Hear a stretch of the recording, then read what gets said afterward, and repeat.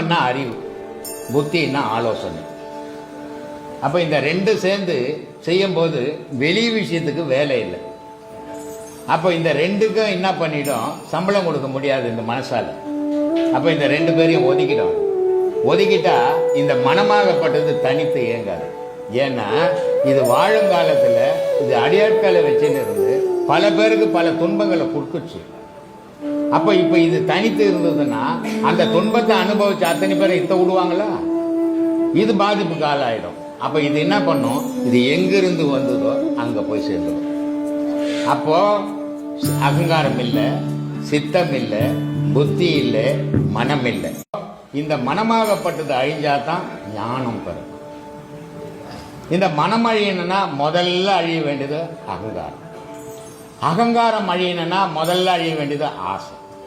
ஆசை எழுந்தா அகங்காரம் அழியும். அகங்காரம் அழிந்தா புத்தி அழியும். புத்தி அழிந்தா சித்தம் அழியும். சித்தம் அழிஞ்சா மனம் அழியும். மனம் அழிஞ்சா ஞானம் பிறக்கும். அப்பதான் மனிதனுக்கு உண்மை விளங்கும். அந்த மனம் இருக்கிற வரைக்கும் அவனுக்கு உண்மை விளங்கவே விளங்கா. நீ சொல்றது சரின்னுவான், உன்னொருத்தன் சொல்றது தப்புன்னுவான். ஏன்னா இவன் மனசுக்கு எது சரின்னு போறதோ அதை மட்டும் சரின்னு எடுத்துப்பான். நீ எவ்வளவுதான் கத்தி கத்தி உண்மையை சொன்னாலும் மனம் ஏற்காது. ஏற்காத போது அது தவறாவே தெரியும். இதனாலதான் மகான்கள் ஒரே மகான்கள் கிடையாது, ஒரே கடவுள்கள் கிடையாது. ஏன்னா பலவிதமான கடவுள். எல்லாருக்கும் சீடர்கள் இருக்கிறாங்க, எல்லாருக்கும் பக்தர்கள் இருக்கிறாங்க. ஏன் ஒரே மாதிரி மனப்பான்மை இருந்தது மக்கள் கிட்ட? ஒரே கடவுள் இருந்திருப்பான், ஒரே குரு வந்திருப்பான்.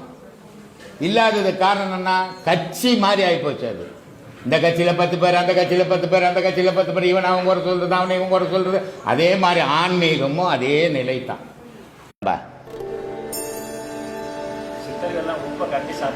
சித்தர்கிட்ட அந்த தகுதி உனக்கு இருக்குதா? சித்தர் 10 வயசுல போயிட்ட, நீ எத்தனை வயசுல வந்துக்கிற? இன்னொருத்தரை ஒப்பிட்டே பேசக்கூடாது. அவங்க நிலை வேற, உன் நிலை வேற. அவங்க ஒரு பிறப்புல சித்தன் ஆகல, பல பிறப்பு எடுத்து சித்தன் ஆனா.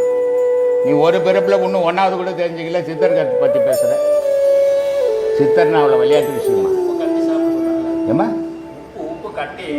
இந்த உப்பு இல்லை, அவங்க சொன்ன உப்பு வேற உப்பு.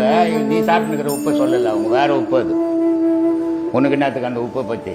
இருக்கிற இடத்துல இருந்து எவன் சாதிக்கிறானோ அவன் தான் சாமர்த்தியசாலி. ஓடி போய் சாதிக்கணுன்றவெல்லாம் சாமர்த்தியசாலி. பயம் அவனுக்கு. குடும்பத்தை ஒரு கையில் பிடிக்கணும், கடவுளை ஒரு கையில் பிடிக்கணும். எல்லா குடும்பத்திலையும் நமக்கு வயசானவொன்னு பிள்ளைங்க நம்மளை கேட்டில் வெளியே வச்சிருவாங்க, உள்ள சேர்க்க மாட்டாங்க வீட்டு உள்ள. இல்லை, எல்லாருக்கும் அந்த கதி தானே, உலகமே அதானே. அப்போ தள்ளாட்டம் வரும். தள்ளாட்டம் வரும்போது அப்போ வரும் நமக்கு எண்ணம். அது வரைக்கும் நம்ம சம்பாதிக்கிறோம், வீடு நம்ம பேச்சு கேட்குது, எல்லாம் கேட்குது. நான் தான் பெரிய ஆளுன்னு வீட்டில் இருப்போம். நமக்கு வயசாகி பாக்கெட்டில் பணமும் போய் மனத்தில் பலமும் போச்சுன்னா உள்ள வெளியே உட்கார வைப்பாங்க.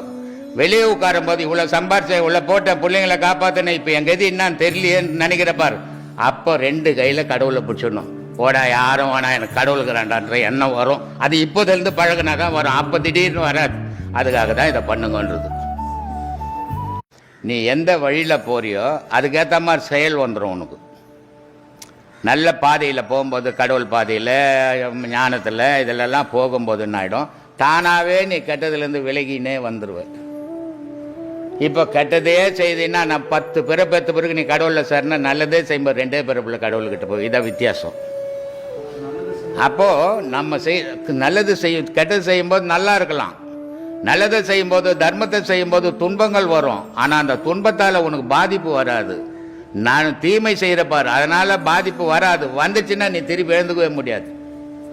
அதனால முடிஞ்ச அளவுக்கு நன்மை செய்யலாம் பரவாயில்ல, தீமை செய்யாமல் போங்க. அதுவே பெரிய புண்ணியம்.